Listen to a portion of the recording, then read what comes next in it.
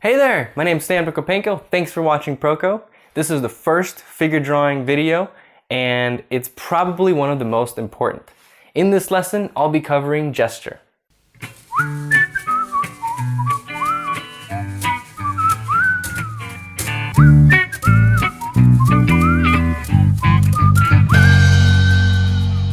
What the butt munch is gesture anyway? Gesture, rhythm, motion, action, flow. These are all words that are used interchangeably, and they basically mean the same thing. They all refer to the movement between things. It's not the contours or the forms or the tones, it's the movement that connects the contours, forms, and tones. For example, if you have 3 balls, the gesture here would be a C-curve that describes the relationship of these balls. This would be the contour, but this is the gesture. It's simple to understand, but difficult to put into practice when you're actually drawing a human figure. We're so tempted to draw the details of the anatomy and all the little bumps of the contour because we think the details will make our drawing look better. But the reality is, the detail is nothing without the gesture. You might accidentally get some gesture while you're copying the contours, but I don't like to rely on accidents. A better approach would be to practice finding the gesture of the figure so many times that it becomes second nature. Quick sketch is a common exercise in art school that involves drawing the model from life within a few minutes. A typical quick sketch lesson lasts 2 to 3 hours with poses ranging from 30 seconds to 10 minutes per pose. Gesture is the primary concern. Doing this exercise will train you to see the gesture immediately. You can feel it. Then you'll be able to design the details to complement the gesture instead of copying details randomly. Your journey of mastering quick sketch will be a long but exciting one. There's a lot to learn, and every time you learn something new, your sketches will show improvement. During a normal session, you'll finish anywhere from 25 to 100 drawings. Think about that. You're drawing the human figure up to 100 times within a few hours. If you do this on a regular basis, you're gonna get better. The best thing about it is it's actually fun, if you don't stress over it. In this video, I'll go over all the concepts you need to know for a successful quick sketch drawing that focuses completely on gesture. In future videos, I'll build onto that and introduce additional concepts, all of which come together. And in the end, with enough practice, you can use all these concepts to produce a completed quick sketch drawing in 5 to 10 minutes. Gesture is in everything, not just the figure. It's in the clouds, waves, trees, mountains. So basically, gesture is in everything around us. It's an approach to drawing that you can use to draw anything. Use gesture to tell a story by capturing the body language. We use our whole body, not just words, to communicate ideas and emotions. This is what the gesture should capture. What is the person doing? What is he feeling? What did he just do? Or what is he going to do? This could be told through just a few lines, which the viewer will recognize as the body and can identify the emotions the person is feeling, just like we can intuitively identify emotions of the people around us. It's a good idea to exaggerate the pose to tell a better story. As you become more skilled in exaggerating, you'll also improve in capturing the subtleties. You're probably thinking, Stan, is this another April Fool's joke? Are you drawing another stick figure?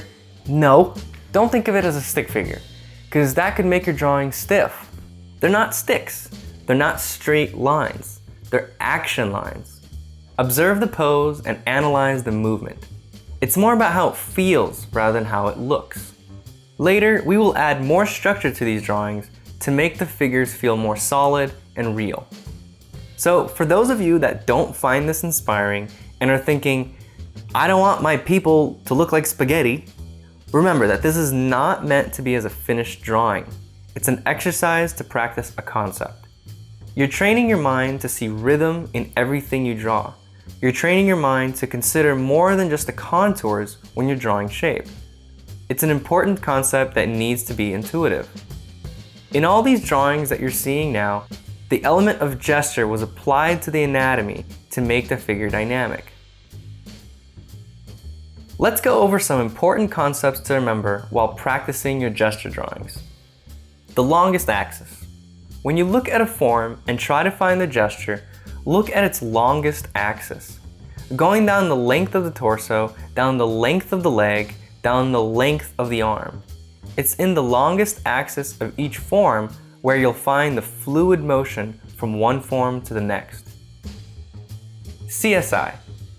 To eliminate unnecessary information and to capture that gesture, the lines you use should be simple. Don't use anything more complicated than a C-curve, S-curve, or straight. You can use combinations of these curves as you move down the figure, but attempt to do it in as few lines as possible using the simplest lines, C, S, or I. Line of action. Start by finding the longest action line of the body. Try to find a curve that could connect the head to the toes. Not all poses can be efficiently described with one long line that connects the head to the toes, but there is always one main line that shows a directional flow of the pose. This is called the line of action. In this pose, the line of action would be a C-curve, showing the major flow from the torso to the legs. But this doesn't tell the whole story, so this pose would need to be broken up into more parts. I think this sharp turn in the hips is important, so describing it with a soft curve isn't right. In this case, I would use a combination of a C-curve for the torso and S-curves for the legs. Relaxed and tense curves. The bendiness of the curve you use changes how the gesture feels. A longer, fluid curve feels relaxed and moves the eye quickly through that flow. As you start to bend that curve more, you show more energy and more tension in the gesture. Eventually, when it's bent far enough, you can use a zigzag.